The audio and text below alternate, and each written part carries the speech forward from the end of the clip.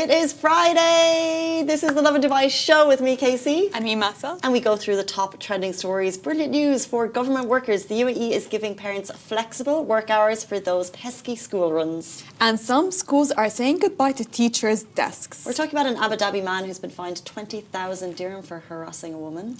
And later on the show, we're going to be joined by Carolina, known as Boss Baby. She's the really cool, iconic woman that serves in heels. We also have some updates on the Lovin Dubai Community Awards 2025, so stay tuned for that. And in today's rapid weather report, it's partly cloudy with temperatures ranging from 34 to 41 Celsius. Getting better day by day, I think. I've been very weather positive, I would say, this summer. But I feel like this week's a bit gross. It's a bit sticky. Yeah, this week, because, oh my God, did we jinx it? Didn't we say on Monday that last weekend we had such good weather? And we were walking outside. While I would love to believe that what we said on the show influenced the weather. But the weather is bad. I think we love to talk about the highs, the lows. It's like this, and then you've got your really high peaks, and then it gets really sticky, and then there's the storm that's happening right now in other parts of the countries. But you know what's concerning me more? What? Apparently leggings are out. Where did you hear that? Are they? They're a good workout fit. I know, but apparently it's all about flares now, and I'm like, I can't wear flares to a hit class. I like leggings flares more than the normal leggings. I prefer them too, but for like a workout class, they're not practical. Yeah, you have a point. But would you rather look good or would you rather have a good workout? I'd rather have a good workout. Wouldn't you rather have both? Yeah, but I feel like they'd get in the way. It's like a baggy t-shirt versus a tight t-shirt. They're kind of long, you know? The flares? Yeah. I like flares for travel and for out and about. Yeah, I don't wear leggings out and about anymore. No, you don't. It's just not a thing. Only to airport ones, that's it. Only to leggings? Airports. Yeah. No, I wear flares. You wear flare leggings? Yes. By the way, I don't know why I'm arguing with this because I only wear flare leggings. What are you wearing now? I'm wearing running pants. Yeah, it's all about like balloon elephant pants these days. Did you see my ones yesterday? They're from Shein. They're like, you know, because parachute. It's too hot. It's too hot to wear anything that's kind of fitted. But I don't know why I'm arguing with you. I only wear flared leggings. Yeah, exactly. Honestly, let me just tell you something. I don't like how the normal leggings fit. The fit is not nice. Yeah, the feel is not nice. Comfortable. But the flared leggings, they just look so good. I feel like the world is entering a loose, modest era of fashion, and I think it comes from here. Oh my God! Did you hear of we're going into a fashion recession? Did you hear that debate? It's because that's their debate basically, okay? If we're wearing longer skirts, maxier skirts, more modest fashion, or the idea of thrifting, or being more of consumers, and also using lipstick is an indication that we're going into a fashion recession.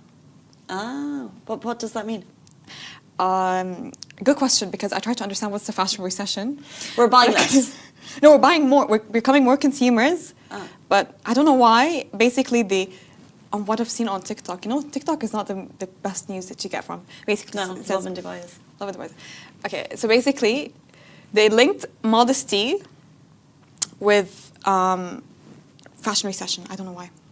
I have no idea why. See, let's Google. Are we going into a fashion? Yeah, but what does it mean? As in, we're buying less? I think we're going to be buying less. I think consumers are making more conscious choices about what they buy, and and the minimalistic style, minimalistic, the loose, neutral, baggy. Yeah. With the odds of recession rising, the fashion industry will likely move with the economic winds. I heard people are dyeing their hair less because it's more expensive. We're making more conscious choices. That's a good thing. It's a good thing. It is Friday morning in Dubai. The weekend is nigh, and we have the top stories for you. Good news for government moms and dads. Yes, so UAE gives parents flexible work hours for school runs. So as the 2025-2026 school year begins, the UAE is making mornings easier for parents under the new back-to-school policy. Government employees can enjoy flexible work hours of up to 3 hours to manage school drop-offs and pickups. So if you're parents of nursery and kindergarten children, they also have special consideration during the first week of school, with flexibility covering both the arrival and departure times. This initiative is available with manager approval and within your workplace rules, of course, ensuring a smooth balance between family responsibilities and work. So the move highlights the UAE's commitment to supporting working parents and easing the stress of the school season.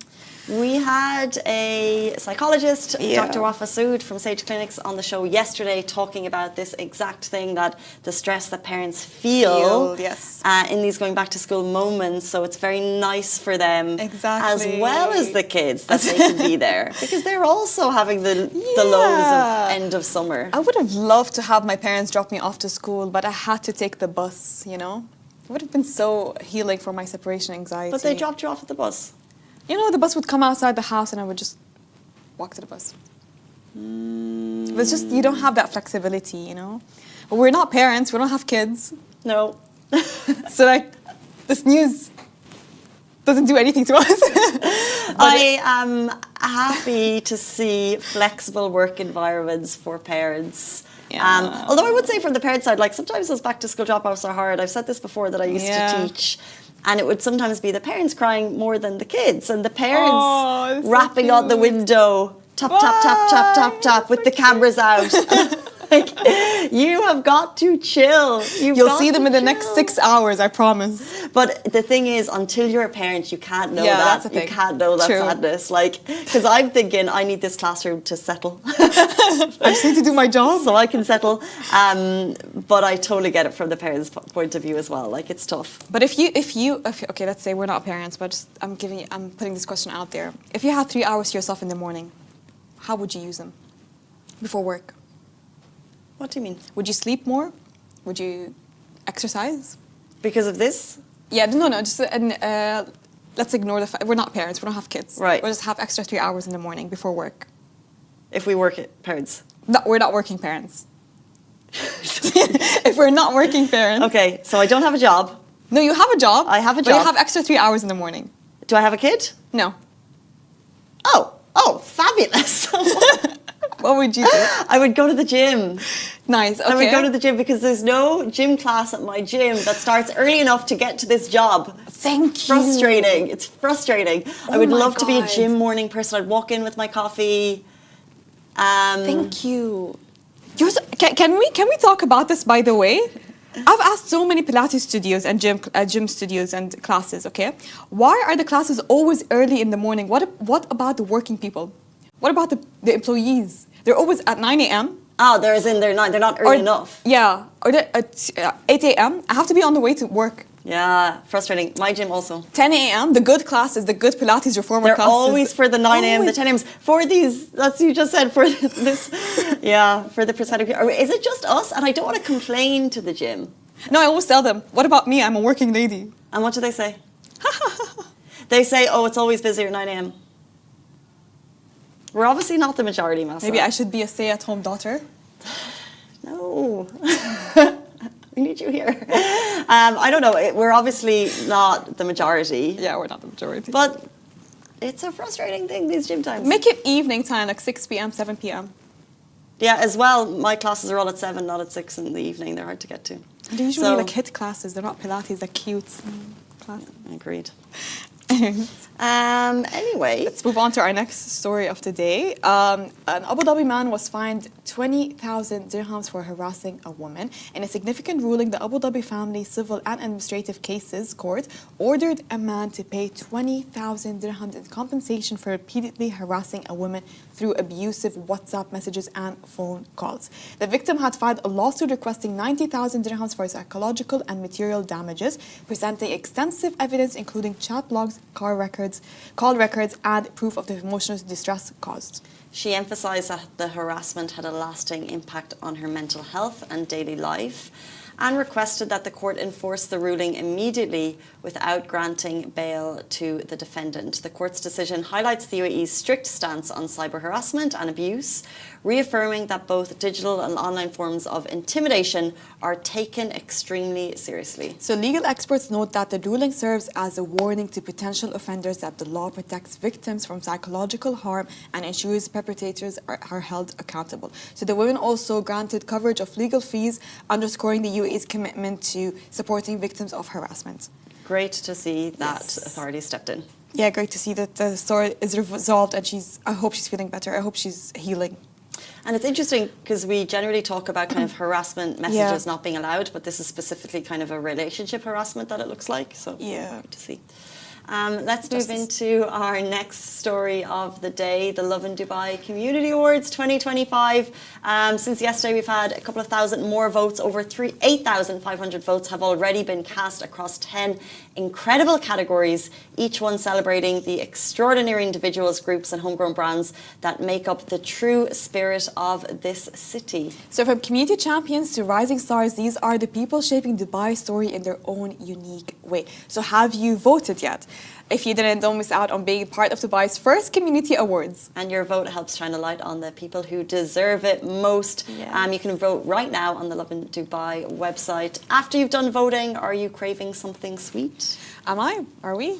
I think Mr. Baker has all of us covered, because we can start live with their date street box, khidri dates with apricots, majdoul dates stuffed with almonds, and ajwa dates with macadamia nuts. But, and you can see them right beside me, how amazing do they look. If you want to turn things up a notch, they have a golden baklava box, which takes indulgence to the next level. Layers of crispy phyllo. Why do we talk about food and not have it on the show is my question.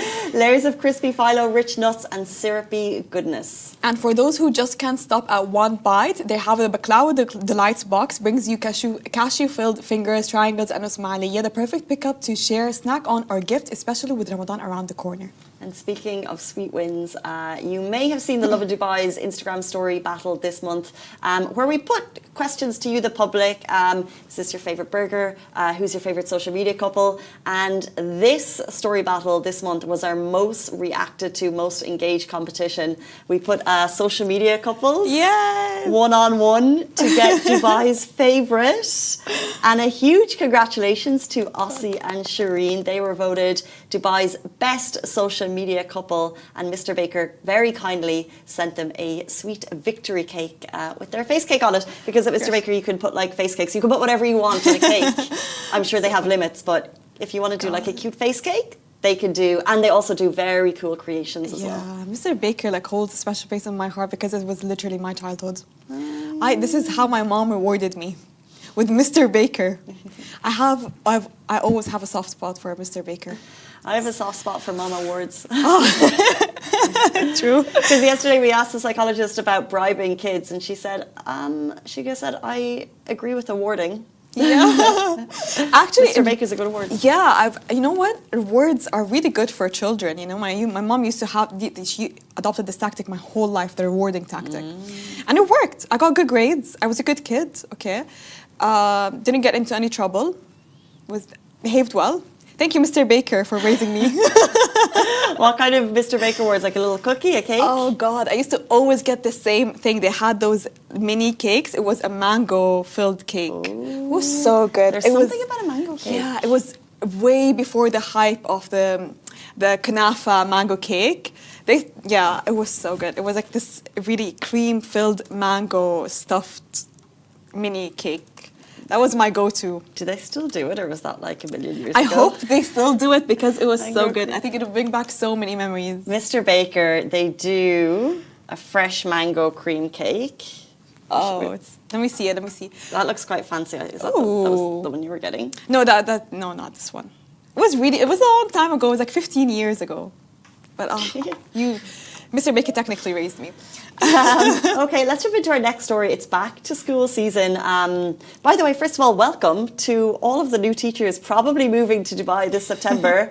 You're going to be in school, but school's not officially starting till next week. So you're probably in school prepping the boards, getting the classes ready. We actually had, in my teaching days, you had to fill all of these boards on the left with artwork before the school year started.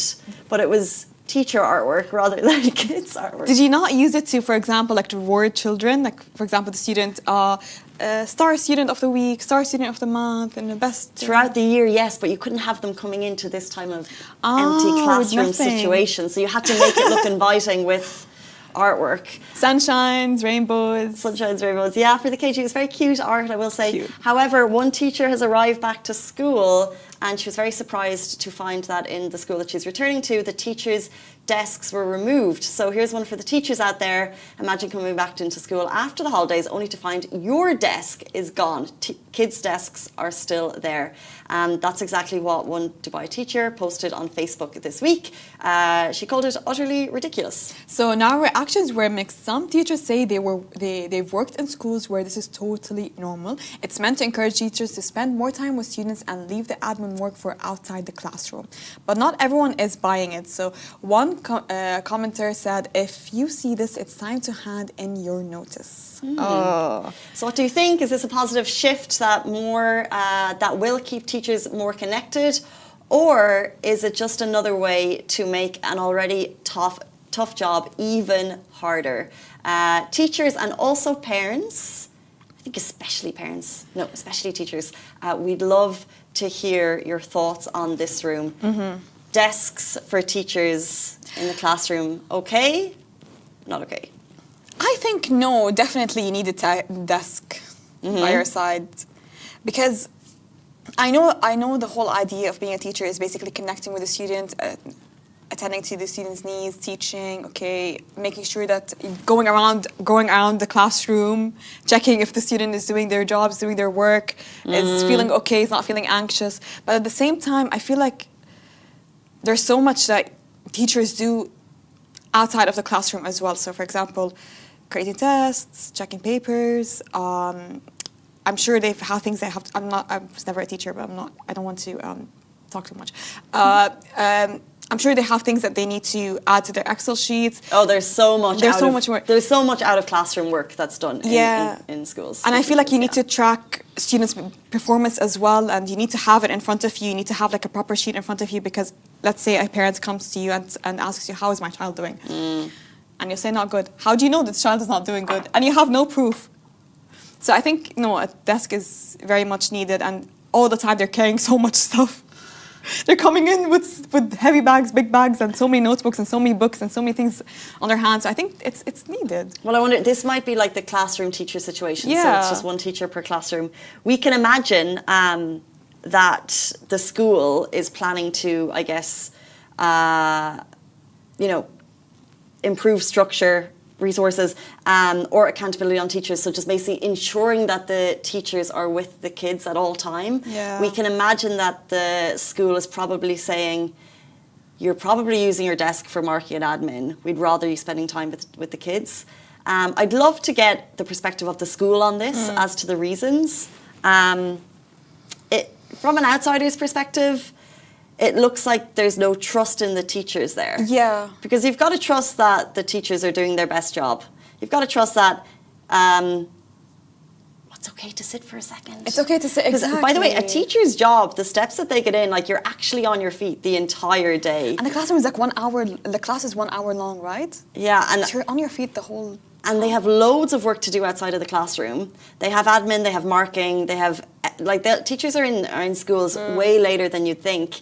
And I guess there probably is a level of, in my teaching days, was I doing a bit of marking at the desk during the class? Yes. Should I have been? No. However, the kids were very young, and I actually didn't get that. It was impossible. Yeah. Like, you've got 30 kids that you're trying to keep entertained, keep balanced. You have to give them all your attention. There really isn't time to do a lot during the class. So it's probably unfair of the schools. But at the same time, if, for example, you're giving them a workshop, you're giving them an activity to do during the classroom, okay, and they have this 30 minutes all to themselves, what do? I think you can finish some admin work by now. Well, no, you go around, you're checking, you're giving one-on-one individual attention. It brings the kids so much anxiety if you have someone walking around you. No, the little kids. I'm just thinking from my perspective, which was when I was teaching KG1, KG2, grade 1, grade 2, and they do need the one-on-one. And then especially if you manage to get the whole class doing it,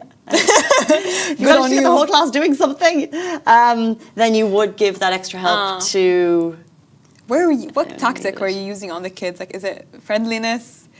Are you the tactic of fear? Everything Yelling? under the sun. Everything under the sun. Do you make them fear you or love you, or like to the point where they can respect you? I had 4 years of teaching. The first 2 years, I didn't know what I was doing, and I was shouting at the kids, and I would walk home and I would be so upset with myself. Oh. It was awful because I didn't know how to control a classroom. I came from a journalism degree. I had no experience, and I really shouted. And I was, because we were told that the school that I was in was very strict, and the intention was for the entire classroom to be stone cold silence. They said the perfect classroom is like this: 4-year-olds.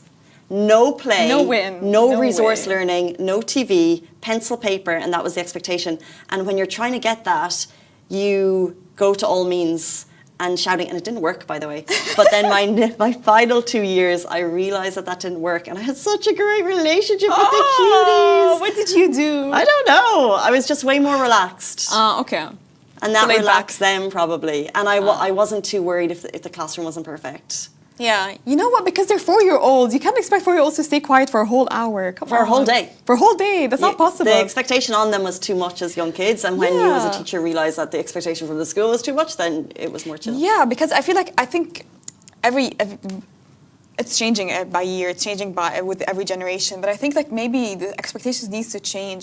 I feel if the child is too quiet, then this child is too shy, you know? I feel like children are meant to be open, they're meant to speak, true. They're meant to interact, they're meant to start walking around the classroom. Very true. Yeah, I think we need to remove desks for young kids. No, I'm joking. But even this is such a traditional structure. Yeah, this is so traditional. And this was kind of like my classroom, but in a lot of the kind of, most schools now for younger kids, they've got kids in like square tables so they can kind of interact they a bit. change it. It's nicer, but I had that in my school days. It was so strict. Yeah, I used to be so scared, but I was a shy kid. It used to scare me. You know what? Trauma. I miss school. Imagine a day back. Nice to get a response from the audience on this one. Hamzat is saying, whilst the idea is good, I'm unsure how well it will be received and how effective the method is. That is a good point. Is it actually going to be that effective? We shall see. Or does it create a bit of a level of connection with the teachers? I think the teachers would be unhappy with this. Yeah. Because they should be saying, trust me, and then it could create a bit of a division between the teacher and school, would be my take. 8:50. Friday morning, and we are super excited for our next interview. She's in studio, she's behind the windows. She's going to be joining us, very cool. The woman behind Dubai's most viral wave video, Surfing in Heels. We're going to talk to Caroline about how she does it. Stay tuned. She'll be with us after this very short break.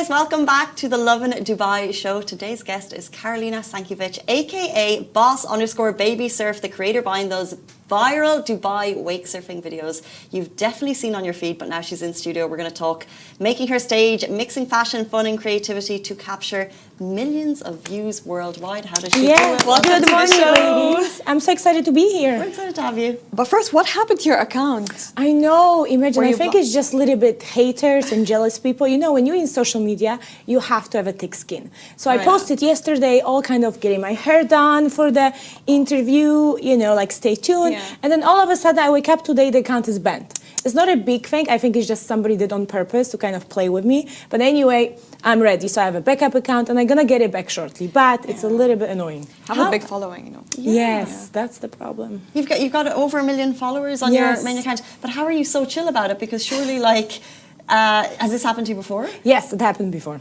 Okay. So I think as it happens, you kind of get used to it. And it's a kind of thing that somebody did it. So I know I can unblock it because they just kind of playing with you.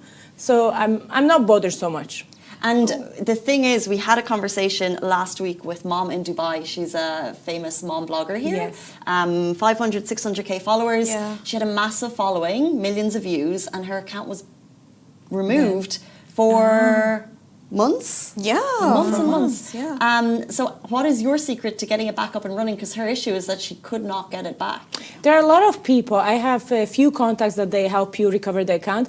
And my account was not recovered. It's a temporary ban. So I just have to appeal and kind of get it back. So it's not like temporarily removed. So it's just like, because it happened to me before. It's exactly the same issue I had like a few days ago, a week ago. So then I just appeal and within a day I got it back. I love how chill you are. Yes. I'm a surfer, right? You have to be chill. Like, yes. What was your first reaction when the first account got banned? Like, were you shocked? Were you scared? Were you I nervous? was, because you know I was already prepared today. Like for example today, what I gonna post, you know, preparation, all of that, and then all of a sudden I don't have account, but I have the backup. So then I kind of use the backup as well, so it's not a problem. So let's talk a bit about you. Waving the flag for Poland. You moved here 10 years ago. What inspired you to move to Dubai? So I used to live in Hawaii before. I was 6 years in Hawaii, and that's where love for ocean, surfing started. Because Poland, you know, it's very cold. And Hawaii, the sun, the ocean. And then I fell in love with a gentleman from Saudi, and he's like, oh, let's move to Dubai. And I was so young. I'm like, oh, you know, Dubai, it was not so popular yet. And then so I'm like, okay, let's just go. So I moved because of him, basically. You met him in Hawaii? In Hawaii, yes. And then he's like, how did you meet? It was just on the beach. I imagine, like, what are odds? So then I moved to Dubai, and then I fell in love in Dubai, like the safetiness, the weather. Also, I found the wake surfing that kind of reminds me of Hawaii. So can we talk about the videos that you create online, the heels with the surfing and all. How did that idea come about? What made you think, you know what, today I'm going to wake up and get into my heels and surf? So I used to wake surf for around 3 years, but then I thought I live in Dubai, so it has to be more like glamorous. So I brought like very high heels, a dress. First videos were a little bit like clumsy, but they were still good. And then when the second video went viral, I'm like, that's my thing. And then we started to go more extreme, carrying cakes, carrying ironing boards, and the hair is always perfect, the makeup is perfect, the clothes are dry, you know, wigs are there, you see, so phones, the Birkin bag, so everything is over the top. Because when you think of Dubai, it's over the top, it's super glam, so it has to be glamorous. And like, what's the reaction from the audience, that first video that went viral, and what was your reaction as well? Were you thinking, I'm onto something So here? for me, it was more for fun we did, because I love surfing. Like the thing, my love of my life, it's surfing. Like when I'm on a board, I completely forget the word. And then, so when the videos went viral, people are like, oh, it's AI, it's not real, surely it's not real. So until now, I get comments and messages, oh, your videos are edited, it's not real. And I take that as a compliment, that they are so good that people believe that, you know, you can't be that good. So, and also I get inspired by people. Like I get a lot of kids drawing my pictures. I did this video with an oversized croissant, and then the kids sending me like, oh, my kids are waiting for your next video. So I also try to do like more fun, like for Easter, a bunny, whole outfit of bunny. And I couldn't see anything because the bunny head was so big, the eyes were covered. So as I was surfing, I'm like, okay, I'm hoping I'm surfing good, you know? So I try to do fun, family friendly, you know, all different ideas. Just on the bunny, like, where do you get these outfits? Online. online. Everything you can get in Dubai, of course, and online. Wow. But you know, when looking at your videos, okay, you make it look so easy. Right. But can we talk about how difficult it is, like having balance, having composure, being stable, like looking at looking really good, Yes. look slaying in those outfits, like really. Correct. It is not easy. I mean, for me, I think this is my talent. So when I'm on the board, I just act. It's just like I'm in my zone. For other people, I bring a lot of people, and they always learn. They're like struggling. They're like, how you can do it. I think I always believe if you love something, and you do something out of love. Like for me, I always surf, and people say even, oh, what you gonna do next? I'm like, surfing will be always there because it's my love, my passion. So then it will always come out good because you do from pure intentions. Yeah, true. And tell us about the wake surfing scene in Dubai. You know, I've been once or You twice. tried? I've tried it years ago, but I feel like there's a good community. You know, there's Yes, many true. places that you can go from. So can you speak a little bit about the community? So the community is really big actually, and it's growing. So you have a lot of like women groups that they do like weekly outings, and it's a lot of fun. Like you experience, right? You go on a boat, you laugh, you fall in the water. You know, the weather's beautiful, the surroundings is beautiful. So the community is growing. There are so many companies here for wake surfing, and you have different groups, also for kids. Like I did few times, and we're planning actually. So stay tuned, everyone. Super cute video, like with a child, and it's all safe. So she's like 3 or 4.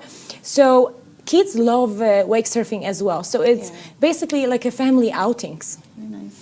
So from your videos, we've seen challenging, difficult, Yeah. crazy stunts. So from wigs to hairs, cakes, bags, everything. But what was the most challenging stunt yet? Challenging. I think some of them are tricky due to weather condition, because I remember we did, I think it was a Christmas tree. I had super oversized Christmas tree, and the wind was so big. So as I was grabbing the Christmas tree, and also I want to say it's all teamwork. So when you look at the video, you see perfect, the hair, the makeup, but actually it's behind the scene. The videographer, she's excellent. Her phone, it's a lot of times damaged because of the seawater splashing everywhere. Right. Yeah. And then also I have amazing Filipino team that they always passing me the things. And imagine, for me it's very easy hold the cake, but for them, like one person has to Right. hold them in front to give it to me. And imagine if he slips and he falls with the cake, the video is damaged. So we have only one shot to do the perfect video. And it's always manageable. But the Christmas tree, because of that wind, and they were giving me the tree, and it was all decorated already on super glue, but it was a little bit tricky, but we managed. Please share bloopers. Yes, yes. And I would love to invite you ladies and try to wake surf with some cakes and stuff. Oh my gosh, so fun. You We'll make it look come, so but maybe easy. we'll leave the wake surfing with the cakes. I'm looking here and I see you're holding up a Cosmo, and I wonder. You have a page with over 1 million followers. Has it turned into a career for you? And how do you manage the deals that you make? So I have PR team that they kind of manage the deals coming, because everything started for me so shocking, like surprising, because I've never expected it to be a business. I thought it would be just fun, we were just enjoying, and then the brands started coming. So it's just a pure blessing that I get these brands. And then so I have special team that they kind of manage the deals coming. As I'm just the surfer, so the business side I leave to the professionals. And full-time surfer content creator. Yes. What do you have on your visa? If what's the designation there? No, I have under another company, yes. So speaking of stunts, have you ever tried a stunt idea but it failed? Or they all work? So I had this idea, and all ideas come from life. So for example, I went for my grandma's 80th birthday, and my mom was like, oh, I need to throw away your sister's wedding dress. And I say, Mother, don't throw away, I'm taking back with me in Dubai. So I got extra suitcase just to take this large, super long wedding dress. So I said to the guys, okay, let's go surf. They're like, oh, you crazy, because the veil was so long, the dress was huge. So then we did it. A few seconds I could last, and I had like champagne glass and all of that. So then I fell in the water because the dress was just too heavy and was dragging me. No. But it was a still good video, viral, because it was a blooper and all of that. So it was fun. But some ideas are one-off. And let's talk a little bit about the future. Are you a fan of manifestation? Yes, so basically I'm all about manifestation and also how it started with surfing. But I don't talk so much, but I have another Instagram page. I rescue street cats. Kings, so please everyone follow King's Cats Rescue. Tell us everything. So it started with my first cat, King, that he passed away last year. And the page was after him. And so basically, you know how is Dubai. Because of the weather conditions, the animals are a lot of injured animals. And I rehome more than 100 cats. And that's how I met my videographer, Mariam, because I knew her mother. I took a lot of cats from her mother as a rescue. And there's like, oh, my daughter should do a video for you. She's a videographer. And I had first paid project. It was a clothing brand from US. Yeah. So we did first project. And that was also the time when Barbie movie came out. So I was like, okay, let's do also some fun idea for Barbie. And actually Barbie was the main video. It's like now, I think over 60 million on TikTok. And people start saying Dubai Barbie surfer, all of that. So because of the love for cats, I met her, and since now we're just creating together. So it's like a teamwork. But so cats are very dear to me. So I always try to help. We rehome a lot. I'm part of community, and that's what's beautiful about Dubai. There's a community for rescuing street cats. It's huge. Lot of groups, a lot of people, and a lot of people who don't look for recognition, you know? Like, I have my cats page. I don't post so much on my personal, because I keep, like, the surfing here. Here's the cats rescuing, and we rehome a cat, Bella, we sent to Austria. We sent to a lot of, like, European. One went to America. Imagine Ginger Cat. He went to America. I'm like, good life. How? So one girl, she rescued from Dubai, and she used to live in Dubai, but she was American. And then after 2 years, she said, oh, I'm going back to America, but I want to take Ginger. It was a ginger kitty, cute. It's like, I want to take him back with me. So she flew him, and he lives now American dream. Wow. So nice. Yeah, The New York very dream. nice. Before you leave us, we think that people who rescue animals in the city are the unsung heroes. Yes, true. And we know that there are a lot of strays here. So if you have any message for people who potentially would like to help animals, but they don't know how to, like, what can they do? I think the most important is just when you see street cats, just please give dry food, wet food, give water, you know, because also the thing is there are animals and, you know, people don't know they're allowed or not allowed. You are allowed to give little food, little water. And there's so many groups and so many people on Instagram. You just put street cats and, you know, we take also donations of the foods and everything. So, and it's big community. Like, I'm so proud to be living here in Dubai. And I'm always thinking about my cat. I shrunk. He just died last year in November.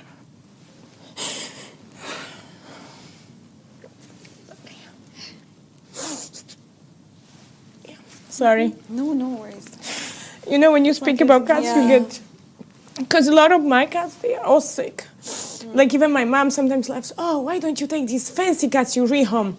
You always keep in your house these street cats, you know? Like, they were like one of my cats, Twinkle, she is paralyzed.